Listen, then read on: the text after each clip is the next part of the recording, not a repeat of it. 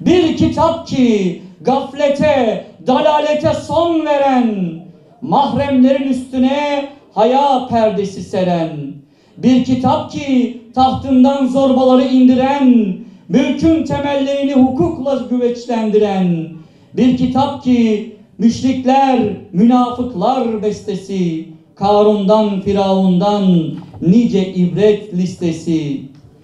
1400 yıl evvel Cenab-ı Hak tarafından indirilen, Peygamber Efendimiz Aleyhisselatu Vesselam tarafından gönüllerimize inci inci nakşedilen Kelamullah'tan bir demet tilavet etmek üzere kıymetli kardeşimiz Sayın Nurullah Ömer'i kürsüye davet ediyorum.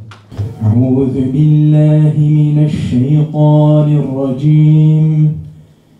Bismillahirrahmanirrahim. Taha ma enzelna aleykel Kur'ane litteşqa İlla tezkireten limen yakhşâ tenzilen mimmen halakal arda ves semâvâtil ulâ. Biz Anadolu Engeller Birliği Derneği olarak Resul Koç kardeşimizin söylediği gibi gerçekten engellerle engelsizleri bir potada eriterek buradan güzel bir dünya ve konu başlığımız neydi? Dünyada biz de varız. Evet, bizlerin sadakaya ihtiyacı yok. Bizlerin hiçbir şeye ihtiyacı yok maddi olarak. Bizlerin sadece engelsiz camianın ilgi ve alakasına, sevgisine, şefkatine ihtiyacımız var. Bunu bu toplumda bazen görüyoruz, bazen de çok zorlanıyoruz. Ama engelimiz bize engel olmuyor. İnanın olmuyor. En büyük engel, engelsiz olup da bize engel çıkartan engelsizler. Bu dünyada bizler niçin varız? Ben 25'ten sonra yorum engelli oldum. Anneler doğurduğu sürece bu dünyadan engelli eksik olmayacak. Değerli konuklarım. Gerçekten olmayacak. Bu kazalar olduğu sürece engelli bu dünyadan eksik olmayacak. Ne yapmamız lazım? Birlikte, beraber mutlu şekilde yaşamamız lazım. Bunun yolu nereden geçiyor? Engelsizlerin bizlere bakınca gözüne, kulağına, eline, ayağına, süregen rahatsızlıklarına şükretmeleri gerekiyor. Nice olaylara şahidiz ki insanlar karşılıklı birbirlerine çok yakın olmasına rağmen birbirleri ile bağırarak irtibat kurarlar. Nice insanlarda şahit oluruz ki dünyanın bir ucunda konuşmuş olduğu insana çok nazik, sakin ve sessiz konuşur. Buradan şunu anlıyoruz. Gönül kapalı olmasın. Bedenlerin yakın olmasından ziyade gönüllerin yakın olması lazım. İşte bundan dolayıdır ki Allah bizleri gözden, gönülden, sadece diğer bedenlerden değil, kalp gözünü kapanmayanlardan eylesin. Kıymetli hazırın, İslam dini bizlere aynı ortamda insanca yaşamayı emretmektedir.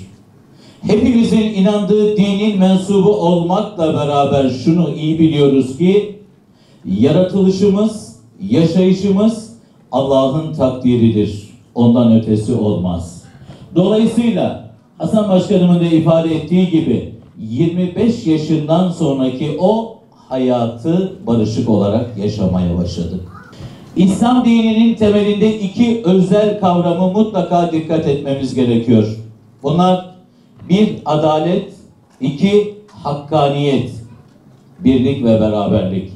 Adalet ile yola çıktığımız vakit her bir yaratılan insanı Yunus Emre'nin ifadesinde olduğu gibi yaratılanı yaratan hatırına hoş görmeyi becerebilirsek, hor görmeyi terk edebilirsek işte o zaman biz bir olacağız. İşte o zaman biz bütün engelleri beraber aşacağız.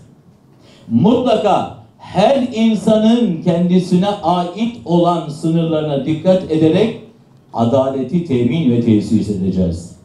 Hani Hazreti Peygamber'in hayatı, hani Hazreti Peygamber'in yol arkadaşlarındaki hayatı şöyle bir süzgeçten geçirdiğimiz vakit şunu görüyoruz. Allah Azze ve Celle yarattığı kullarını mutlaka ikazını yeri geldiğinde peygambere dahi vermektedir. Abdullah İbni Mektum bir gün Efendimiz sallallahu aleyhi ve selleme geliyor ama gözleri görmüyor. Efendimiz'e bana bir şeylerin tebliğini yapar mısın diye söyleyince Efendimiz aleyhissalatü vesselam, altını çizerek söylüyorum yanlış anlaşılmasın, Efendimiz sallallahu aleyhi ve sellem Mekke'nin ileri gelen müşriklerine tebliğ yaptığından dolayı o sese o anda kulak vermiyor. Yani onu yok saydığından değil, bir başka tebliğde bulunduğu için Abdullah İbni Mektum'un 2. ve 3. sorusunda ancak cevap verme durumu olunca malumunuzdur Abese suresi iniyor.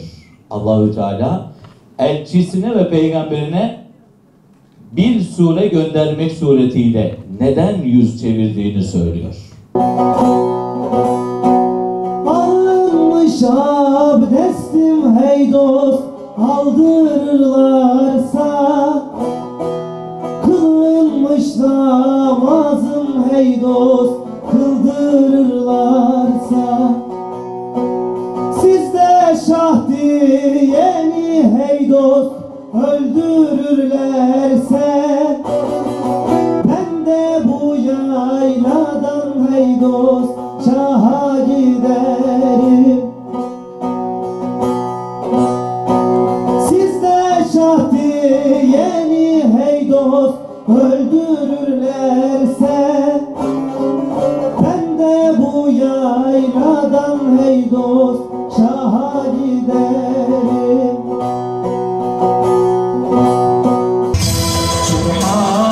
Subhanallah, Sultanallah, tüm dertlere derman Allah. Ben eyledim hadsiz günah, cürmüm ile geldim sana. Ben eyledim